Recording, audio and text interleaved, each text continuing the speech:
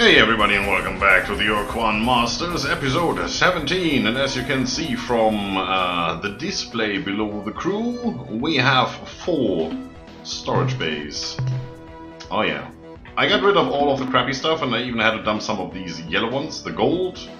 Precious. My precious. We got a lot more of that. And we got 83 more life forms. I actually went back to one of the planets I was before, which was too hostile to just roam around and shoot life forms. This is so much easier now. But for now, this is not where we want to be. We want to be here. Right there. Boop! Hello! We're back in quasi-space, and now we're finally gonna get our very own portal spawner. Come on, come on, come on. Right here. Falayalarafali! That should be a battle cry, like, Geronimo! Can you imagine, like, hordes of dwarves just standing there, and, like, Lord of the Rings, like, Falayalarafali! Well, the enemy would certainly die laughing. Come on, be faster! And you can see I used some fuel. We bought like what, 210, and we have 156 remaining. So I went around a little. I mined out about 4 star systems. Yeah. I could have gone back home. The prospect of sharing the easy way with you excites us. If you have found the Ur-Quan warp pod, this prospect can be made a reality. I could have gone home and just sold all the resources and come back, but honestly, this is way more efficient to get this one first. We are prepared. Even now, our technical personnel are equipping your ship with a custom version of our portal spawner device. That is so the great. device is usable only in hyperspace. Whenever it is activated, the spawner will focus several interdimensional fatigue beams adjacent to your vessel, opening a temporary hole into quasi-space. Move quickly through the portal. After your ship has passed into quasi-space, you can choose any of the nearby portals which lead back to hyperspace, thus saving you needless transit time. Be keenly aware of this fact. The spawner requires a great deal of energy to function. We estimate that each time you use the device, it will consume 10 of your fuel units. So it's 10 fuel to get to any point in the galaxy, pretty much. I'm down with that. Goodbye, clever child. Awesome. So what this device does is it allows us to get into this quasi-space area from wherever we are without having to wait for a portal that spawns on the 17th for 3 days in a very specific portion of space. This is absolutely amazing. Now we're gonna go back home, and to go back home we have to pick that one, I think. Well, we will find out in a second here. We'll see. You do remember what the star map looks like and where we are right now, and that it would take us approximately 50 fuel to get home? Well, currently we're not using any, which is good. And we should be fairly close to home once we go through that portal. If we ever arrive at that portal. At least this is taking some time. I wish we could put more speed upgrades on the ship, but we can't. We're already maxed out. There you go. And look at where we are. Yep. You got it. Home territory. Right here. That was easy. We're gonna use this device heavily to get from A to B, believe me. And maybe sooner than you think. First of all, we need to talk to Starbase Commander Hayes and tell him about all the amazing stuff we did. Come on.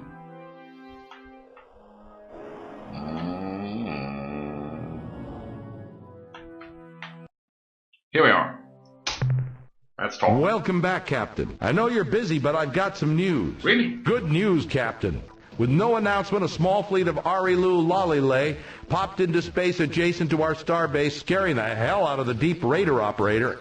But right now, I could kiss every one of those pale little weirdos because they gave us 3 skip vessels. Yeah, thank you for that. I can see them on the right-hand side there. Commander, I have minerals to offload. I did fight some more Slylando probe. Well, fight.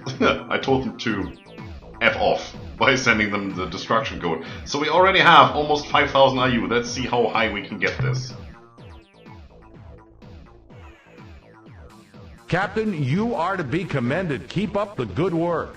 20,000? That's not bad. Could your scientists analyze what I have acquired since my last visit? The analysis reads as follows. Subject, quasi-space portal spawner.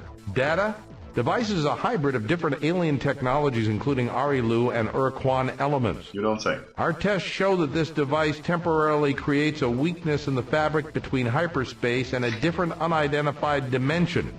He The sounds like energy he's cost for reading this that off process is a piece of extreme, paper and because he since doesn't the understand unit's it. power supply is self-contained, we cannot estimate how long it will remain functional. Summary: use of this device will permit a starship to make transit to a different dimension. The hazards and benefits of this process are impossible to gauge without field study. The next entry in the analysis is Subject Hyperwave Broadcaster, UMGA design. Data: this unit is capable of generating extremely intense hyperwave transmissions, though it is otherwise similar to our own casters. Summary: this thing would be great for practical jokes. You could scream boo from an orc cloud to scare the pants or whatever off of everyone in the system. If you used it in hyperspace, there's no telling who might hear you and come running. Okay. The next entry in the analysis is Subject, Slylandro Probe Destruct Code Sequence. Data: this is a complex sequence of program instructions using an encryption sequence similar in some ways to the rolling fung algorithm. Summary: when a Slylandro probe approaches, open a hailing frequency, wait for a response, and then transmit the code. That's the end of our scientist's report.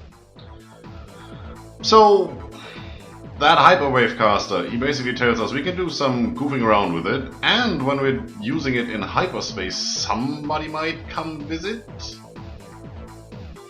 That is actually a way to call the Melnomade to you from wherever you are. That is an amazing device. Whenever you have enough biodata or rainbow world locations, you just tell them to come to you. You don't need to go look for them.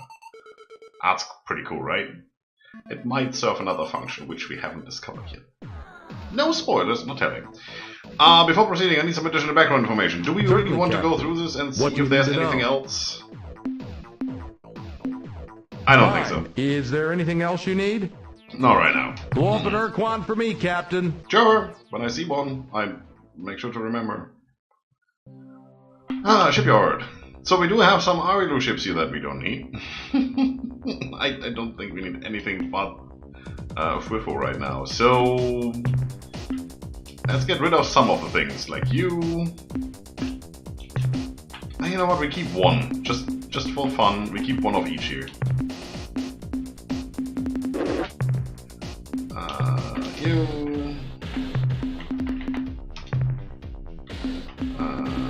You. And then we should stock up. Before we stock up, I would like to rearrange some things on the ship though. So let's get in here. Now I do want to outfit the ship with all the freaking amazing stuff, but we have a very special mission that we're going to go on. We're going to go and hunt all the rainbow worlds, and for that we don't need weapons, we need fuel.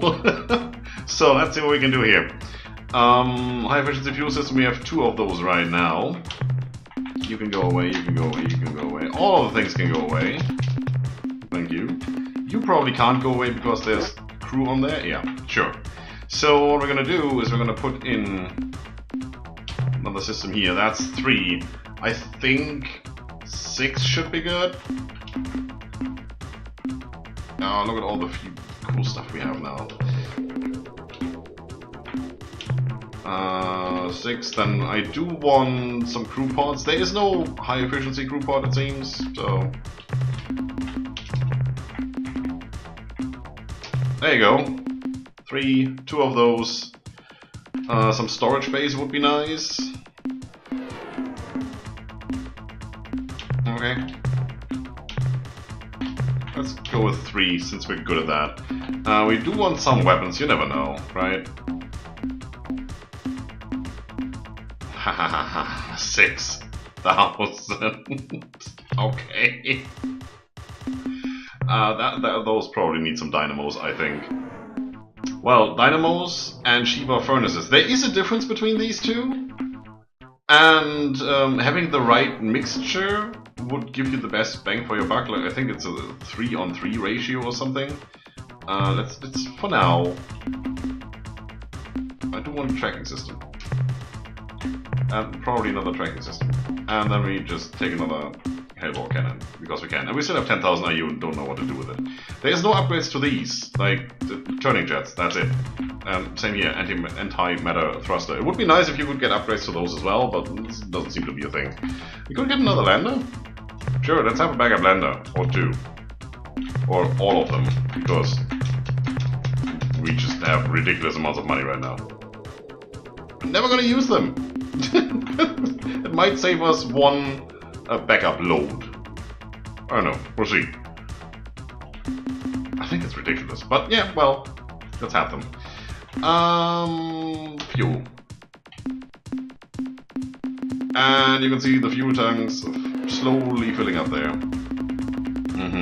Very, very slowly. We're gonna run out of money before we run out of fuel tanks. I think I'm gonna have to sell the landers again. Oh, come on! Yeah, this will be a thing.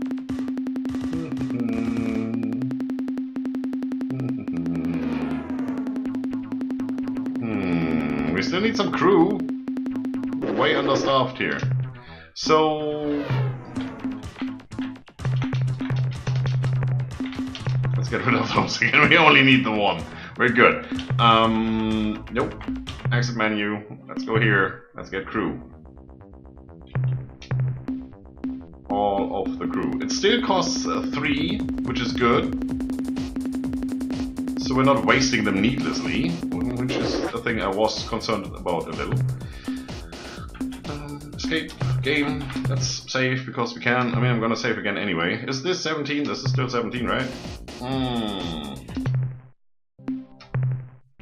I don't know. I will check in between probably. So, more fuel. If there was a give all button, that would be nice. Like, convert all the money I have into fuel. Just do it. Look at these Hellball cannons. Look at that big thing that we're having there. Oh, that's quite a lot. That looks dangerous. Ah, 4. Nice. Okay, let's save again. And we should be good to go. We have 610 fuel. Yes. So, I think we should do this in order. So we're going to look for rainbow worlds, right? We have found one already. Let's have a quick look at the star map here. Can I? Thank you. So one of them was up here, right? Like there? Beta Pegazi. I think that's the one. Yeah, pretty sure. Now, I know where they are. You would have to fly around and just find out. There is no way anybody is really telling you. You get some hints. Like there was something with 2 blue stars. Like these are 2 blue stars. Yeah. That's what the Slylandro told us. And there was another one close to a white star. Well, since the Slylandro are up here, it makes sense that the information they have is localized. So I would assume from that it's somewhere over here. It might be that one. There's like 3 more in this area. So that is something where we could go to. And for the others, bad luck. You just have to figure that out yourselves. You just have to fly around and find them. If you figure out the pattern early on, you know, they do form a pattern, you will have it very easy to find them. So, let's see. We're gonna go from somewhere.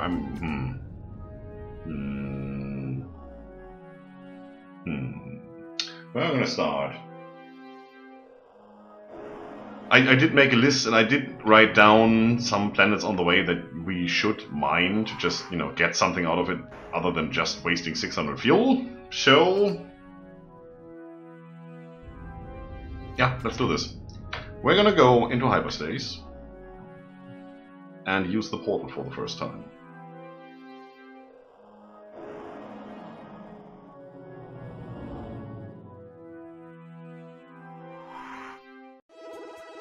Hello, here we are. Manifest, devices, quasi-portal. That's how easy that is. Now, star map. Where are we gonna go? We're gonna go to portal 544 is... That's the one up here, right? That's the one that leads us to the Arilu homeworld-ish coordinates. So once we go there, we would go to Beta Pegazi, which we've already done, and the planets in that area that are worth mining I've also already visited. So the next one where we would go to is a little further away. I'm just thinking which portal would be the best to use, and I think it doesn't really matter. There is one that is closer. It's also a little bit more dangerous to go there, but who cares? We live for the danger. We have a Hellbore cannon, for sake. We're gonna use this one down here. And that will put us right into Ur-Quan space. We need to depart immediately.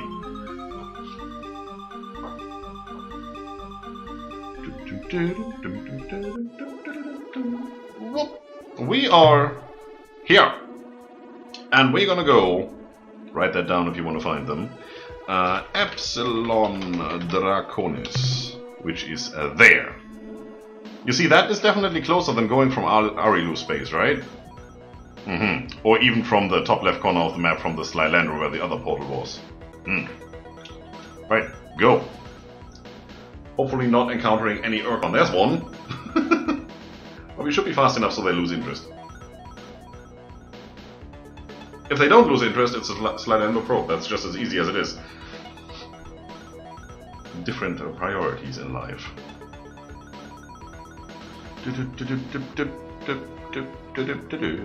Hello! Who might you be? Do I look like I care? I don't. Epsilon Draconis. And look at what we have here.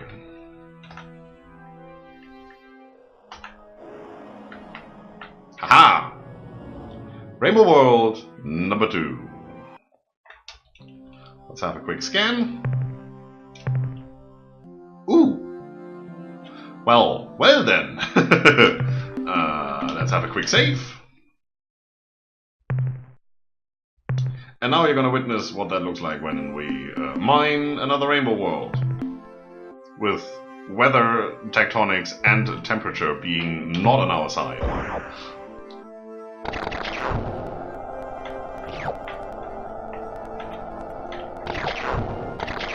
If you learn how to drive this thing, you can do it without heavy losses. Oh, we're full. Just noticed. Which is good. It shortens the way we need to drive. Because we can just land here.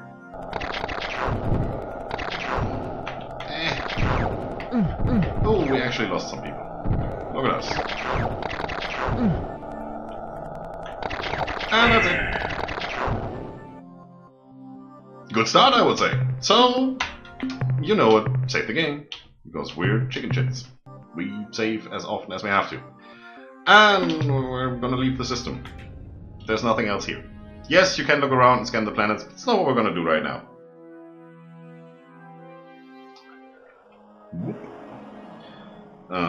From here, we're gonna go over there. That is a bit too fly, but we're gonna do it anyway. It's 16 fuel, there's no portal in that immediate area. There's another one.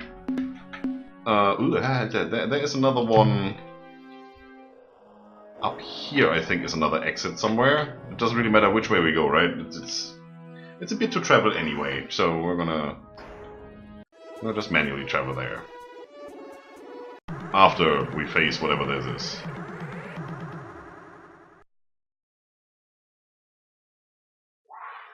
Who might you be?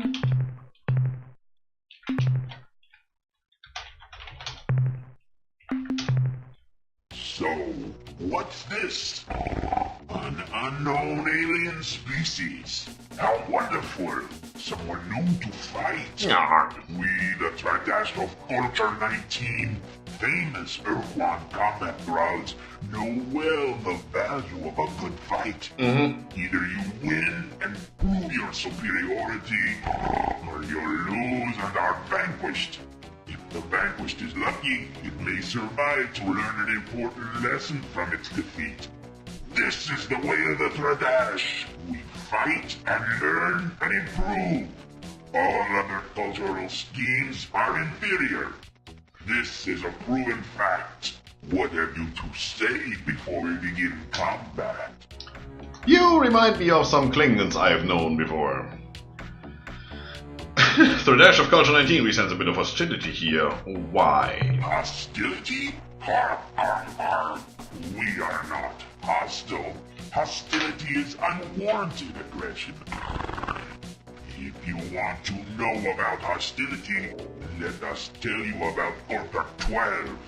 Culture 12 was so hostile that while they were on their way to their first great battle, Ur-Quan, the Battle Master, stepped on Nusco, the tactician's foot, causing him great pain. The annoyed Nusco turned on his Battle Master, Ur-Quan, and sliced his body in half. This miffed Ur-Quan's troops, who took it upon themselves to murder Nusco and his elite troops. The real trouble started when now dead Ur-Quan's master sergeants, Mood and Put, started arguing about how to kill Nusco. Simple crucifixion or the slower lead tattoo technique. The argument was resolved when Mood and his 500 troops were slaughtered by Put and his gang. Well, this probably all would have gone down in history as a great day of learning for Culture 12, were it not for the surprise arrival of Culture 12's original enemy, the Yajog and his cronies, who wiped out Culture 12's army, thus beginning the long and glorious Culture 13. Now that's hostility. We, on the other hand, merely want to kill you. Oh, well, that makes all of the difference. How about we learn a little bit more about you? Can you tell us more about your species? Talk, bah. Talk is for sissies. Weaklings like those of Culture 14. Oh, ha. For 10,000 years, we Tradash have fought and died, learned and improved. Then along came Culture 14, which claimed that all this perfect method was wrong. That each time we violently transformed to a new culture, we inevitably blasted ourselves back at least 500 years in development. Some people just cannot accept the cost of progress. That's not progress. The foolishness of Culture 14's peaceful whining was revealed when they were conquered by Culture 15 after only a 10-year reign. Right, yeah. And did the change to Culture 15 set us back 500 years? No. 2, maybe 300 years tops. Oh, well, The that's short span of Culture 14's reign is objective proof that as a way of life, peace is a failure. okay. So, violent rhino dudes? What more can you tell us about Culture 19? What? More talk? It amazes me that you ever got out of the orbit of your home planet. Yak, yak, yak. Yammer, yammer, yammer. Very well, we will talk for a moment. Our Culture 19 is the most formidable ever to appear in Tradash space. Admittedly, we said something similar about Culture 18, but it is true. With our rather swift defeat by the Ur-Quan and subsequent enslavement, we realized that it was time for a change. A new culture had to be established. So of course, we began a thermonuclear exchange to decide who would lead this new culture. Of course. We were all quite disappointed when the Ur-Quan in orbit above our home world launched waves of fighters who intercepted all our missiles. How The unfortunate. Ur-Quan explained that slaves were not permitted to engage in such destructive conflicts. So my people, being superior, introduced a super lethal poison into our opponent's water and air, thus ending the conflict. That sounds more like Romulans. The Ur-Quan were not particularly happy about this resolution, and killed all our leaders, which, under other circumstances, would have started a larger inter-Dragash war. But the Ur-Quan appointed new leaders, apparently chosen at random, and explained that further disobedience would result in the destruction of our species. Frustrating, huh? Oh, yep, terribly. So what is your relationship with the Ur-Quan? A foolish question. We are their slaves, dolt. What Don't call me else dolt. would we be? When the Ur-Quan first appeared in our space, over 50 years ago, coming from the direction of the Ophiuchi stars, Wherever that is. attacked them with gusto, zipping in to fire our Mark 6 blasters, and then theoretically zipping back out to prepare for another attack run.